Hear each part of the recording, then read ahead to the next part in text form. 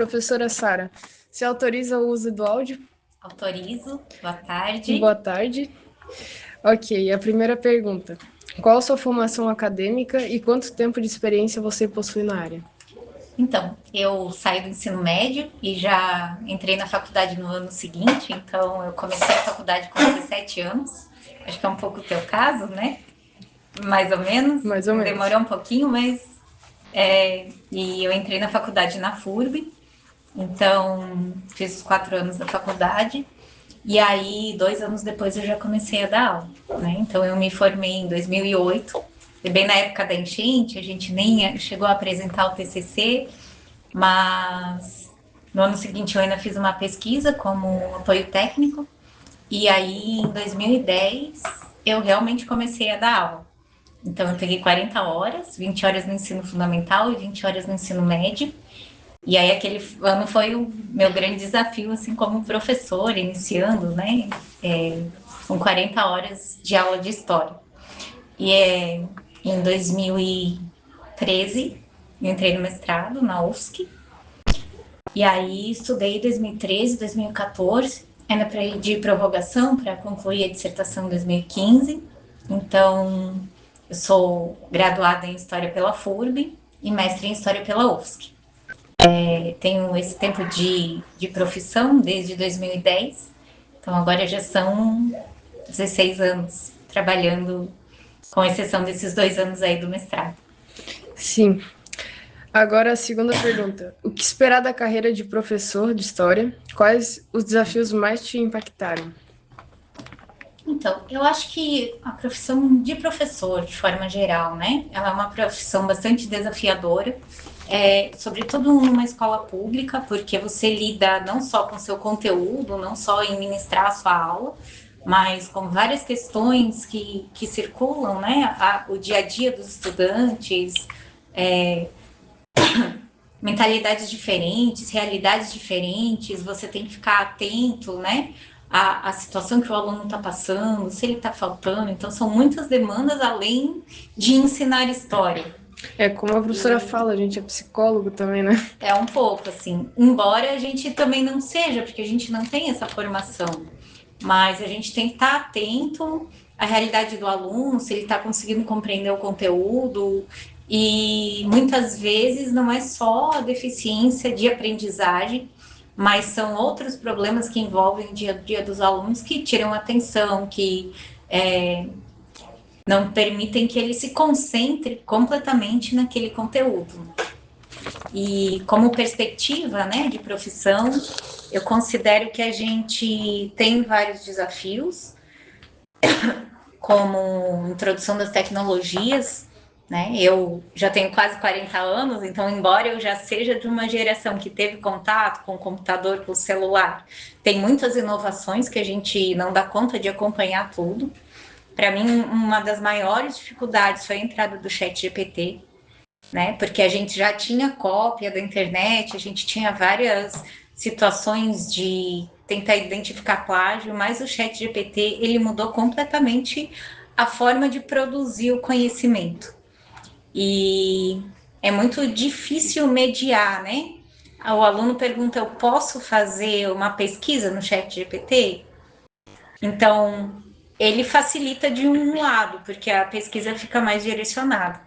Agora, a autoria, né, ou a produção, ela fica muito difícil de ser identificada. E aí a gente também ainda não tem metodologias para controlar tudo isso. E eu tenho uma grande preocupação que é a própria aprendizagem. Os alunos não sabem mais escrever. Então, se eles não aprendem no ensino médio, como é que eles vão para a faculdade sem saber escrever? É muito importante para passar nas provas de vestibular, Enem.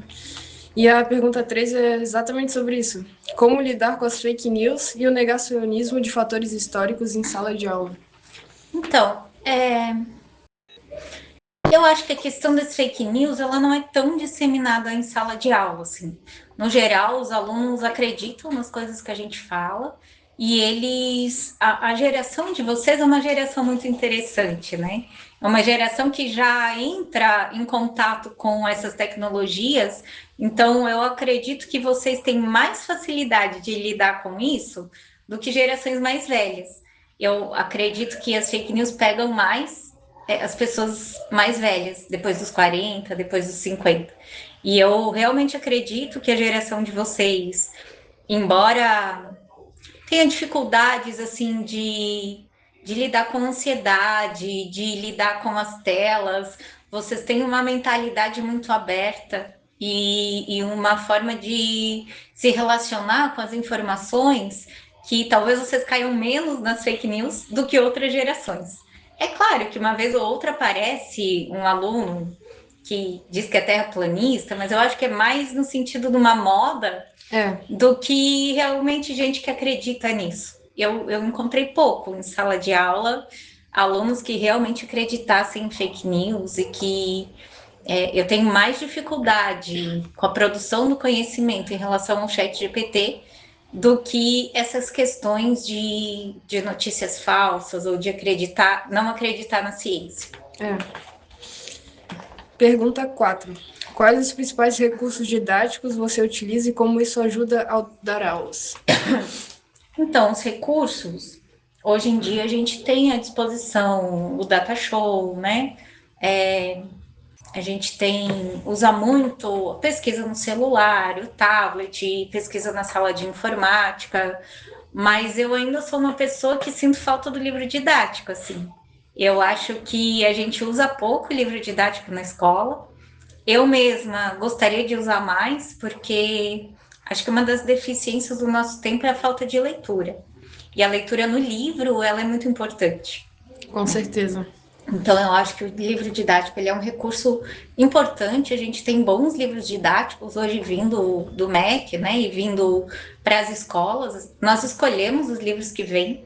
Então, há um tempo atrás, havia um preconceito muito grande com o livro didático. E eu acho que hoje a gente tem bons materiais, mas é claro que tem muita resistência dos alunos, porque eles sempre preferem pesquisar na internet. Né? E aí a gente também tenta usar recursos um pouco mais diversos, né? Como a produção de audiovisual, como a própria maquete comestível, né? Sim. Coisas que fiquem um pouco mais lúdicas, né? Para reforçar a memória num determinado conteúdo. Pergunta 5. Como você utiliza o interesse tecnológico dos alunos para lhes ensinar os conteúdos didáticos? Então, eu acho que essa questão entra, né, na produção audiovisual. Esses dias, acho que com vocês também, Marjorie foi minha aluna, né? A gente chegou a trabalhar com podcast, né? Sim. Produção de podcast, gravação de vídeos. Na apresentação de trabalho, geralmente a gente acaba usando uma apresentação de slides, né? Então, isso tudo envolve questões tecnológicas. A própria pesquisa, né, no celular, hoje em dia é uma coisa que a gente tem muito acesso. Então, o uso das tecnologias facilita a informação. A questão é o acesso à informação, né? A questão é de que forma a gente vai trabalhar com isso para evitar que haja uma economia do pensamento. Né? A gente não pode deixar a tecnologia economizar a reflexão e o pensamento. Eu acho que esse é o maior desafio do nosso tempo agora. Sim, o pensamento crítico está em jogo.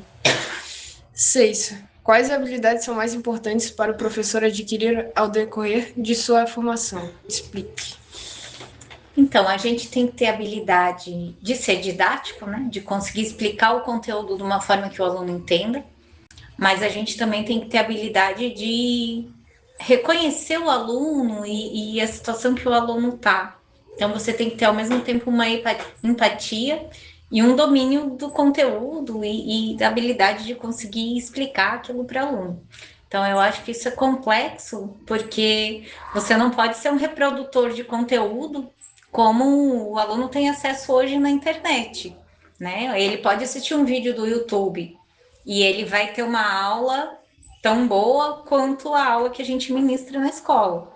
Mas na escola a gente olha para o aluno, a gente percebe se ele está compreendendo, Às vezes o aluno está viajando com a cabeça em outro lugar e você tem que notar isso e ter uma forma de chamar a atenção dele, de fazer ele reconhecer que aquilo que você está falando faz algum sentido para a vida dele.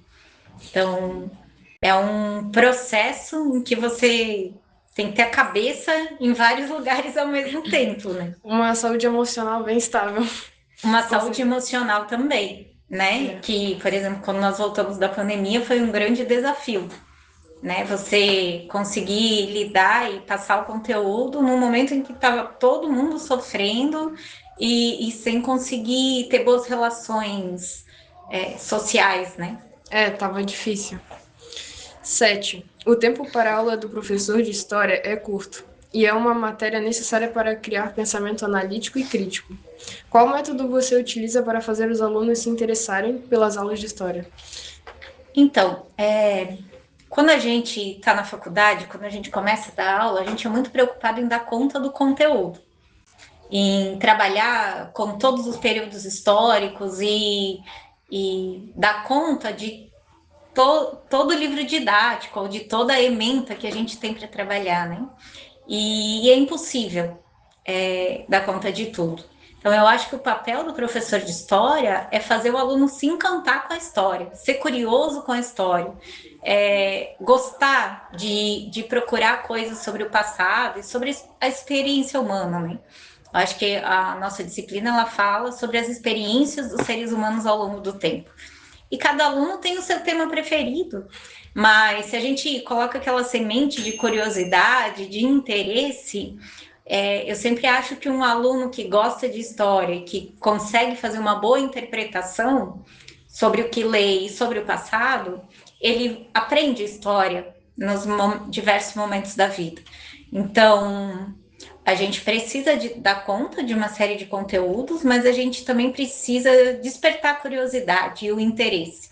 E acho que o papel do professor de história, em grande parte, é esse, assim, trazer essa curiosidade, né, com a experiência humana. Pergunta 8. Que sistema organizacional você utiliza para organizar seu material didático? E como você o coloca em prática? Então, organização e professor de história não é exatamente um sinônimo, né? Mas eu tenho cadernos de anotações, né? Faço conteúdo no quadro, explico o conteúdo e geralmente tento elaborar uma atividade avaliativa, mas que também seja de fixação para que o aluno consiga realizar pesquisas também e reforçar aquele conteúdo, né? Por exemplo, conteúdo sobre Roma, né? Faço os tópicos sobre a história de Roma, explico o conteúdo sobre Roma, e aí peço para eles fazerem um podcast relacionando a profissão que eles querem seguir com o que havia de conhecimento em Roma naquele período. Então, eu tento criar esse tipo de atividade para que eles pesquisem coisas que interessem para a própria experiência deles, mas que se relacionem com o conteúdo que a gente está estudando, né, sobre o passado. E aí a gente tem resultados interessantes, porque o mundo de profissões é grande e eles acabam pesquisando coisas bem interessantes.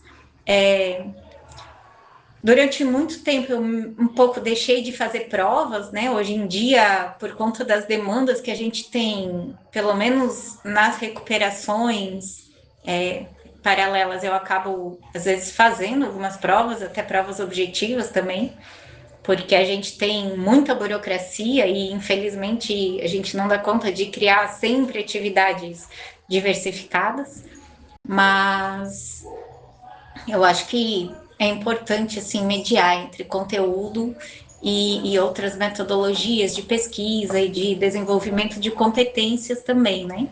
Então, a gente precisa tanto que o aluno aprenda o conteúdo, quanto que ele consiga desenvolver competências e habilidades, que é o que a BNCC hoje nos pede. Sim.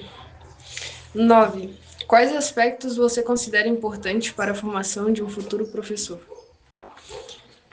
Eu considero importante que um futuro professor tenha domínio de conteúdo, que ele goste de história, que ele estude história, que seja curioso com a história. Eu acho que isso é uma das coisas que encanta os alunos. Quando o professor é encantado com o conhecimento, ele também encanta os alunos. O professor tem que ter empatia, embora a gente não seja responsável por dar conta de todas as demandas dos nossos alunos, né? A gente precisa ter empatia e saber que eles são seres humanos, né? E que a gente está lidando com pessoas que não estão todos os dias na mesma situação, né? Que tem outros problemas e às vezes aquele conteúdo ali não está fazendo nenhum sentido para ele, porque ele está com a cabeça em um outro problema cotidiano. Então, a gente precisa ter o domínio do conteúdo, precisa conseguir passar isso para o aluno, mas também tem que ter empatia com o dia a dia dos estudantes, né? Então, isso é complicado. Tem muitos professores que não se preocupam com isso, né? Que acham que tem que ir lá, dar o conteúdo e ir para casa, como se fosse uma máquina, um robô, ou que o aluno também fosse um robô, né? Mas geralmente esses professores eles têm mais dificuldade no dia a dia de sala de aula. De conseguir organizar a turma, né? E também de ter atenção dos alunos, né? E da própria realização pessoal, assim. Porque geralmente são pessoas que não gostam de estar onde estão, né?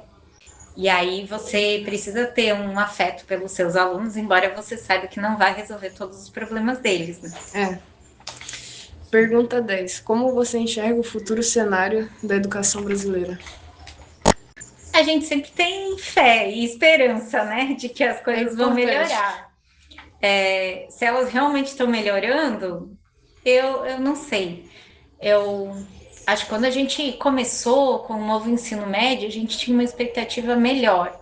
Eu não sei se é por causa da escola que eu estava, a escola que eu estou hoje, ou se a experiência desses anos aí da tentativa do novo ensino médio, né?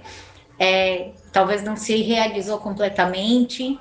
Então, a perspectiva que eu tenho é um meio termo entre o que a gente tentou no novo ensino médio, com questões que envolvessem mais a autonomia dos alunos, que envolvessem mais a escolha dos alunos e também o desenvolvimento de habilidades, mas também um retorno ao conteúdo, a um pouco mais a presença do professor.